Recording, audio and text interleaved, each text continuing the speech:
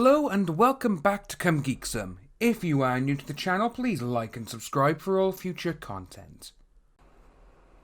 Obviously, we've seen quite a bit happening over the last couple of days, and to be honest with you, it's good news for a lot of us, and for Vic, mostly because obviously we have seen how bad that this side is against everyone else. You know, the history has come out, you've Chris Sabat, Ron Toye, all these people, Sean Schemmel, and all these other things now, especially with these leaked audios, which are kind of crazy, and you do have a lot of people actually defending them, which they're all like, oh, this is nothing, these are jokes, they're outtakes. Well, yeah, they can be outtakes and everything else, however, when they're used with a licensed property, and these jokes include basically all the things that you've heard in them, it's not exactly going to be nice for the company who actually owns the property. Hence why Toei Animation is in town and they're actually having meetings, crisis meetings, with Crunchyroll. I don't actually want Crunchyroll to get any of the IP, mostly because they are not exactly great, but I would prefer someone like Viz or someone else to get them. So what we're going to look at today, though, we have, obviously Greg Douchet. He's just gone out of his way again, and it's really funny, actually, because he thinks he's being great and everything else, but for some unknown reason, he really wants to get in on this case. He really, by the looks of things, that he wants to be sued for defamation, and it's really, really easy for him to get, sued by Vic in the next round, which I think will happen. Anyway, he actually posted this yesterday. With Funimation trending, it's very important that you do not mention that Vic is a well-documented predator in any tweets with that hashtag. Also, definitely don't include excerpt from Vic's deposition when using funny leaks or not funny. And he's added some photos on there, and again, these are the things that these type of people do, the ones who want to ruin someone. They have just taken excerpts of the actual deposition he's done. And they've also used the photo where the girl has come out and said, that never happened. Again, I'm pretty sure that girl is actually getting in touch with the court and saying, no, that never happened and that's my photo, do not use it. Which, that would be the best thing to be done. Because that would be one in the eye for them again. However, if Greg Douchet and all these people want to be really funny, well, you can always, don't mention that Ron Toye used to beat up his wife and he probably does it to Monica.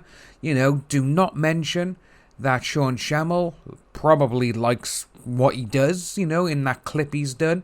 That's probably how he acts towards his family. And you do not want to tell Chris Sabat, not that, he shouldn't be using autistic, That's it's just mind-blowingly dumb how these people are. And out of it all, I really cannot seem to understand why Greg Douchet is acting like this. I really don't. There's a lot of stuff going on, but they do seem to be now that a lot of these people are actually jumping ship. That's what I think's happening, and a lot of other people do as well. A lot of people from them, they are literally jumping ship. You have Mars Girl, who is going down with the ship, because obviously she's come out and said, oh, I never did anything, but we all know that she's the one who actually invented that hashtag. And obviously you had Han Leia, who came out and she's actually admitted now that she was wrong. And it's just good to see that a lot of people on that side are like, right, okay, what do we do? So just seeing Ron and everyone else and Greg doing all this. Obviously Greg has gone into lockdown. He has locked his account. But it only seems to be Greg Douchet, Montello, and a little bit of Mars Girl, who are the only ones who are actually still alive and kicking. And you got people who are, again, I don't know why they're doing this, but some of the things they're coming out with when they're defending all this stuff that's come out, it's just like, right. The thing is with these leaks, it's not about Vic sort of thing. It's because Funimation, their actual harassment handbook says and states that if any type of term is used, this, that and the other, that is against the company policy. And all these leaks are exactly that, But again, people don't understand that on their side. They just think, oh yeah, whatever, these happened years ago. And it's like, well, no, they never actually happened years ago.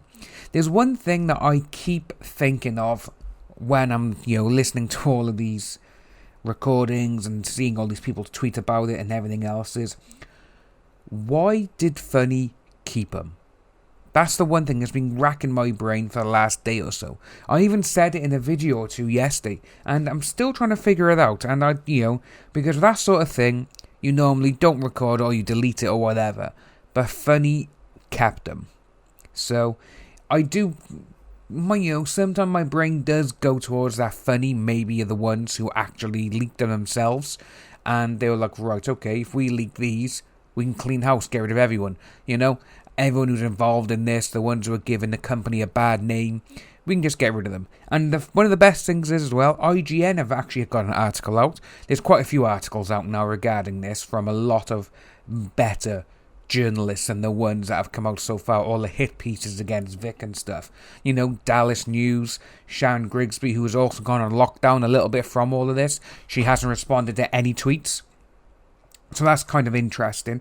Maybe she's a bit like, oh, I said this and now look at them. They're doing exactly the same or worse. Some of them are actually doing it worse, And, yeah, it's just crazy to see that this article that IGN have done, they have said that Vic created GoFundMe, which he didn't. That's the only downfall of the article. But apart from that, it's not biased, it doesn't do anything a lot about it, which is nice to see. And I know Kick Vic don't like it, because this is getting a lot more mainstream looks than what they tried doing. Again, that's because when you wrongfully accuse a man and there's no evidence, people are going to sit up and take notice and be like, yeah, nothing's going on there. But anyway, we're going to finish the video by there, so if you are new, please like and subscribe, hit that notification bell for future updates, and I'll see all you lovely people soon.